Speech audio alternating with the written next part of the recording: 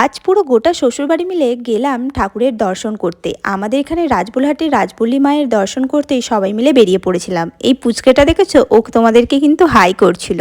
আমাদের গাড়ি এসে গেছে, সবাই মিলে মারুতি করেই যাওয়া হবে। আর এই যে এখানে মানে সব থেকে বিখ্যাত নাকি রথযাত্রা হয়, যেমন সুন্দরভাবে।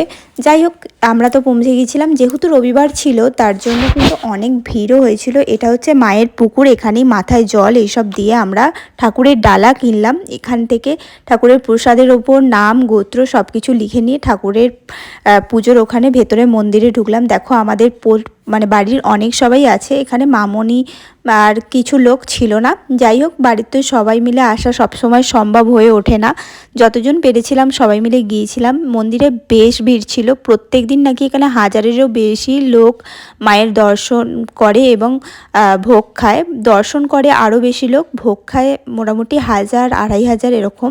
সেই দিনই নাকি 2500 কুপন ছিল। আমরা ওখানে ভোগ খাওয়ার মতো টাইম নিয়ে যাইনি বলে ভোগ খাওয়া হয়নি, কিন্তু পুজো দিয়ে ঠাকুরের অঞ্জলি দিয়ে আমরা ফিরে এসেছিলাম।